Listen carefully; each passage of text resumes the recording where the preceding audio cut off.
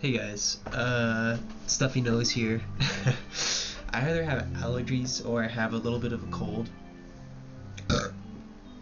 My fan over there actually just fucking self-destructed on itself, unfortunately. I like sleeping with a fan for a variety of reasons, but I had the window open one night and I woke up with a bad throat, so it could have something to do with that. Today I want to follow up on narcissism a little bit. So, you're worried that you are the narcissist, or that you are narcissistic, or that you are a narcissist. Been there. It's not a fun place to be because that's a hefty label, isn't it? It's something that there's a lot of strong feelings about, and something that hurts everyone involved. I want to make note of my position within this conversation, and I want to give something from my perspective, which I think all of our perspective has value. I'm obviously not a professional. Sometimes maybe I like to think I am, but no, let's be mature here. I want to just speak to what might be helpful from my experience, from my own feelings around this, from my own narcissism, you know, which I'm pretty confident is there. It's something that, you know, we consider universal to an extent, you know, that we all have it. It's an order of degree. It's something that's if I'm doing a lot, I'm sorry. My throat? Okay, I'm about to sneeze. Here we go. Come on.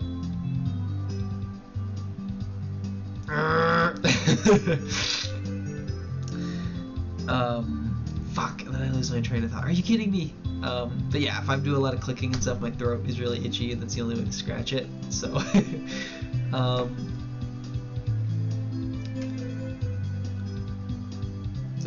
if it's something that's common in our culture, you know, if we've killed God, killed community, kind of subjugated our social lives to these little screens of, you know, surface level fronts and you know, first impressions, what does that do to our psychology? How do we relate to each other? How do we relate to ourselves? So I think what I want to speak to is to hopefully just inspire a sense of well-being to the best that I can with my experience and with my knowledge as such. So I'm not here to tell you what to do. I'm not here to tell you how to think or what things definitively mean, because I don't know. I'm on the same page as you guys. I have challenging feelings. I have things about me that I don't understand and that I have been and still am worried about and that I care about. I seem to care about deeply, and that I want to do better around. It's kind of inspired so much of my life, and so much of what is deeply meaningful to me these days. So, with that, I guess I feel comfortable to get started. I will give suggestion. I will give ideas, you know? It is up to you what that means to you, how to take that. So, yeah. Narcissism is essentially understood as a compensational sort of front or aggrandizement of oneself. And it essentially spawns from a general sense of a depleted self, a self that either doesn't exist in its worst case scenario, just a sense of emptiness remaining in us, not having any sort of cohesive identity of who we actually are, or a very depleted, shameful one.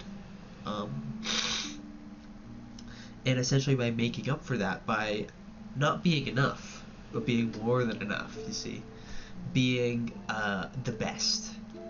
Being special and indulging as such. Indulging in that, you know, and deriving such a sort of soothing and satisfaction and real band-aiding of that real depletion from that. So with that, you might be noticing a little bit of that behavior, that sense of, you know, look at me, I'm wonderful, feeling very strongly fixated on oneself. You can think of narcissism in a lot of ways. You see, the thing is, this is not a very new concept. This has been around for ages, and we've thought about it in so many different ways. Everything from it being a relational disorder in terms of self and other, to it being a sort of fixation or an obsession with oneself, to it being some sort of ultimate like compensation mechanism, the way we kind of understand it now, or a way of making up for like a, oh my god, my throat is terrible. A real way of making up for ourselves, you know, to understanding it medically as like a disorder, you know, or something very specific and explicit that we notice in certain behaviors and stuff. What I really want is I want a synthesis of all of this. And I think that we're very caught up on the medical model of this thing, especially the biological model and the deeply cluster B model of the thing, because that is, I think, what's causing a lot of the problems on the surface of what we see.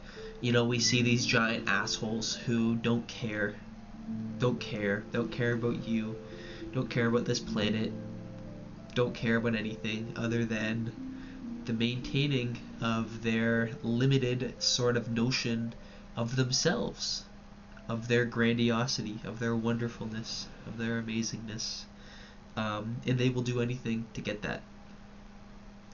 And I think that's what's becoming most apparent, because it's most on the surface, it's most like right before your eyes, it's most gross and explicit. And people are getting into relationships with this sort of pathology, and they're being deeply hurt, and it's making them question themselves. It's making them question, how did this happen? How do I prevent this? What does this mean? You know, how do I feel better about this? How do I understand this? How does this exist in me? Was I the one who was this way? You see, and there's all these mind games, because this is a deep-rooted thing. And when this gets intimately involved with us, it can cause us to question our very sense of self, because it's a very personal thing which involves our very selfhood in a way. But I think this doesn't get deep enough to the surface of this thing. There's a lot of very intelligent people which will just put narcissism as a fundamental, as a universal. You know, we vaguely understand this as something that we all have. I think you could ask a real question as to what does narcissism really mean? What is the difference between loving ourselves, caring about ourselves, and narcissism? I think there is a difference. I think the difference lies in the fact that narcissism is more than enough, to the point where it doesn't become self-love. It becomes another way of, maybe we can even reduce it to self-harm. If we say that drug addictions are self-harm, and ultimately cause more harm than good, we could say maybe narcissism is the same way, where it's an overindulgence in that sort of admiration and indulgence of oneself, to the point of causing one distress in the long run, you know, and the lows of the thing are just so devastating. That's interesting. But I think it ultimately comes down to the balance and the ability to see reality, and the way narcissism is a sort of exaggeration and fantastical sort of sleight of hand of reality, and where that sort of behavior is coming from. So you can really look at this in a lot of ways, but you're here because you're worried about this, perhaps, or this is something that you want to think about in yourself, or something that you care about, or I don't know why the hell you're here, to be honest. And I want to keep this video open. I don't want to discredit anyone's experience with this, either people who have a degree of this themselves and are worried about that, or people who have been negatively affected by someone with a fair degree of this. It's all valid. It's not meant to discredit anything. I think that's where the importance lies. But I think narcissism, in its essence, is something that we're scared of collectively, because it includes challenging feelings. It includes how we relate to each other. It includes how we can feel each other's feelings and put ourselves and our needs and necessities aside for someone else's. And that's a hard balance to find, because on one hand we have needs, we have boundaries we need to set. We need to be loved, cared for, idealized, and admired. I don't know about you, but in relationships, these things are important. And I think a lot of us have this extent of not feeling like we're enough, feeling perfectionistic, of feeling low self-esteem, maybe needy, perhaps, wanting a relationship. Is that narcissistic in itself? I don't know. What I found practical, because I don't know if you can tell, I like to just head the thing up. I like to wind myself up and go and go and go, because I found that paying attention to myself, to my feelings, to my thoughts, to my world, and keeping that within my consideration and expanding more and just becoming aware of more and more, no matter how uncomfortable it got, was a good way of organizing my experience and being able to do a bit better, and to find what was the same and what was different and what was really working or not. So what I find a practical way of looking at narcissism is to just say it is a sort of compensation for that sense of not being enough by being more than enough. I think that works. I think that's a fair way to put it. So with that, I think that we can all relate to that sense of not being enough, and I think this is important. And my ear, maybe I have an ear infection. I think it's important and considerable, because if this thing is really on a spectrum, how could it show up for each and every one of us? And if this thing is as much of a problem as we think it is, how could we understand it and work on it?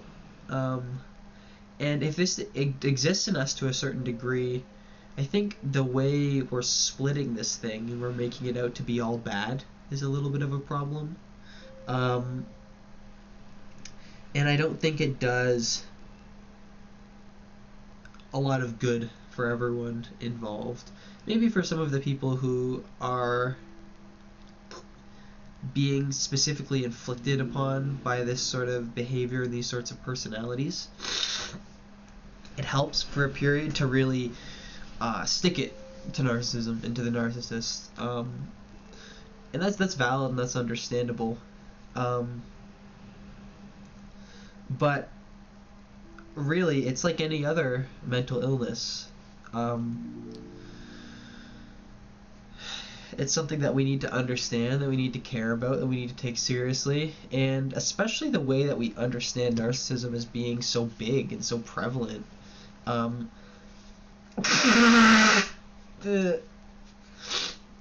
it really make sense to... Oh, God. Sorry. Oh, God, it's bad, you guys. Does it really make sense to, I don't know, ship this thing off and to put it in such a isolated place? So I guess what I really want to impress upon in this is that if you're beginning this consideration, if this is something that you care about, I would suggest that you follow that. And I appreciate your courage to start to become aware of yourself. And I think this is something that we tragically aren't really practicing collectively, something that we don't learn in schools, something that we don't find important, that especially a lot of men will kind of hand wave away. You know, they don't find that, they think this is weak, or this is a waste of time, really caring about our feelings, caring about the way we're showing up for relationships, the way we are loving ourselves, treating others, you know, goes unchecked. So I respect that, and I think with narcissism and a lot of deep character pathology is we get a lot of splitting, which is everything is good or everything is bad. And apparently when narcissism is measured, you know, which is kind of a controversial topic in my opinion. I don't really know exactly how you measure this thing. I don't really know what exactly this thing is. I don't think anyone does, to be honest. And I kind of have some problems with, you know, personality testing in the first place. I think it's very faulty and gets very hand-wavy quickly, but that's just some of my own philosophy. But it turns out, in some of the limited research on this, I'm pretty sure, but a lot of people who had high degrees of this knew that they were like this, and they just didn't really care. And it was like another aspect of why they were so wonderful. Oh yeah, okay, maybe I'm a bit of a narcissist, whatever. You know, it's just another hand wave away. It's all good. Or, it's all bad. I'm terrible. I am the worst, you know, very collapsed. I think either of these ways of relating to it are foolish and unnecessary, and are just more of that narcissism reinforcing itself, unfortunately. So, and that can be hard to hear. We really need to watch out for the second arrow of the thing. In Buddhism, the first arrow, the suffering, no, the thing itself. So let's say in this case the narcissism, it's the, you know, self sort of fixation or selfishness, or putting one's needs primary, or these sort of desperate needs or discomforts, or sort of calculations of reality through the lens of one's frustrated and tired needs, through these sort of charades and fantastical arrangements of self in behavior and cognition, perhaps. Blah, blah, blah, blah, blah. That's one, and that comes with its own discontents. You know, ups and downs and lefts and rights. And then we have the second arrow, which is, how does that relate to itself? So if you're here and if you're worried about this, there's something in you which can recognize the fact that there might be these behaviors and these things going on to an extent. How are we checking that? How are we measuring that? I suggest this is important because I think it is through awareness initially that we can learn to do better, if that's what happens. We can understand ourselves, we can care about ourselves, we can move into greater organization, we can come to insight. I think insight is very important. You know, we can just become aware of more that we weren't aware of before. And I think the hardest things to do for narcissistic pathology especially is to start to build up a more cohesive sense of self, which can mediate and can get out of this all or nothing thinking. So, and I think this is only being exacerbated by the way we relate to this thing and the way we understand this thing and the way we sort of isolate it into its own category. I think it's deeply foolish, to be honest, and I wish this is something that those of us who struggle with this didn't have to feel so alone about, didn't need to be so specifically stigmatized and sort of subjugated about. You know, and that sounds like kind of hand-wavy, you know, and it's not to shrug away the challenges of this, but to understand this as a spectrum, to understand that people are not their diagnostic categories, if that's the case, and that, like, this sort of medical model is such a headache. It's such a headache. Like, I'm really a psychological pragmatist. What I mean by that is, like, diagnosis are only, like you're not, these things they all bleed into each other in a way, and I think these labels are only good if they're helpful. They're only so accurate. They don't measure the full extent of the personality, and a lot of the times I think they lack actual depth and an actual understanding and real empathy of what's going on the inside with these sorts of people. And if this thing is existing on a real spectrum and all of us are different with this, and even if all of us have this to an extent, then what does that say about the degree to which we relate to this, the way we understand this in certain cases, you know? I really want to get out of the black or white thinking around this.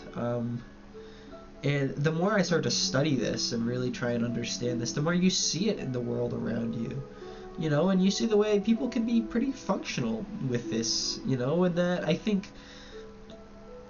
all of us get a kick out of being good, being exceptional, of enjoying ourselves, of enjoying our needs, of getting our needs met. You know, it's fundamental in that way, and I don't think that narcissism as a compensational strategy in a practical definition that I would give it as that sense of making up for enoughness by sort of exasperating and exaggerating enoughness. Don't get me wrong, especially in the more covert narcissist and vulnerable narcissist, we get a lot of problems with this. It's not very practical, but a lot of celebrities are narcissistic. People who do well and who are valued and well esteemed in our society. People who can get into a lot of relationships, who can be very attractive, can be narcissistic. I think there's something about that we enjoy, and I think it's something that, you know, we have this notion of a healthy narcissism. I don't know, call it. Understandable. I just wouldn't call it narcissism at that point. I think that the definition loses its practicality, you see.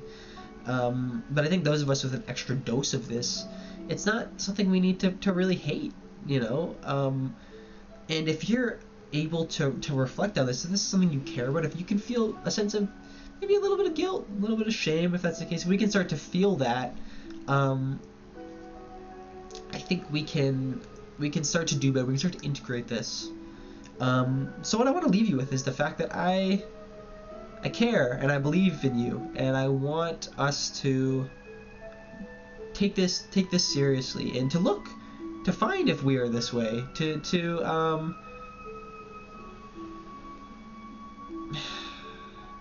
really move into loving ourselves if we can do that, and to find where it is in ourselves that we can love ourselves beyond, oh, I can love myself because I make this and this amount of money. I can love myself and I have this in this relationship. When these people tell me that they love me, when, I don't know, you guys come and watch my YouTube videos and think I do a good job, you know, maybe I get a little bit from that. It's nice. It's nice. And yeah, like, I want people to watch my videos. I want to be helpful for a variety of reasons, you know, and some of them come down to my own esteem. Maybe there's a reason why we have esteem. Maybe there's a reason why we live in a society where we have needs and validation and this and that, you know, like, you can think about these things a lot, and I think that's part of the integration, is really coming around to understanding yourself and seeing where the excess goes wrong, and really understanding these cliches that we talk about, but really starting to get these things of, you are loved, you are enough, you're okay, you are forgiven, you know, you're one. Feeling that directly, accessing that unconditionally. And it starts with you. Like, I can't do this for you, obviously. Like, I deeply respect your own sovereignty and your own accessibility to your own thoughts, to your own experience. And you can go to all the therapy you want. And therapy's helpful, definitely, especially if you have a big dose of this. Therapy can be a good call. I would recommend, especially for narcissism, I would recommend depth and I would recommend Psychodynamic, just because it will give you a good understanding of like what is really going on. I think it will help you deeper love yourself. You know, it won't just be take those thoughts and do a bunch of jujitsu with them. It's like, where is this coming from? You know, you can get into what happened specifically, but I think, you know, I don't know. I'm just big on insight. I'm really big on understanding. I find that helpful. I have found psychoanalysis really helpful. And I think that we can find a way to love ourselves through understanding. You know, through not just all narcissism is bad, everything about me is bad, I am just terrible and evil. Being able to move from something like that shame and that badness, you know, that sort of unchecked, inconsiderateness, perhaps, into something which is a bit more understanding, which can start to actually understand the situation and will generate naturally love and care and consideration, because when dots connect, it's no longer easy to just reduce things down to, oh, it's just bad, you know, to have that moral sort of snippy, all too easy judgment, you know, that black and white sort of devaluation, perhaps. You know, it's almost like it's easy to be narcissistic towards the narcissists. and the way we relate to narcissism, does it really fix the problem that we don't want narcissism, so we be narcissistic towards narcissists? we don't, I don't know, don't get me started on this. I'm just not too pleased with the way this is being handled, and I'm deeply interested in what this is all about, and how it relates to human nature, how it relates to our process here, whatever the hell we're doing, whatever the hell we're figuring out, whatever this process of evolution is, whatever this drive within me to get up every morning, to pay attention to myself, to make stuff, to make music, to make art, to do philosophy, to think, to care, to feel things. I don't know what it's all about.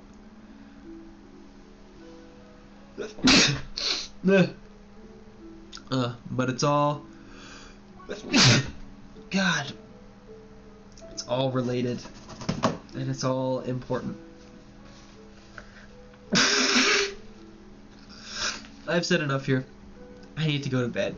Good night, you guys. I love you. Thank you.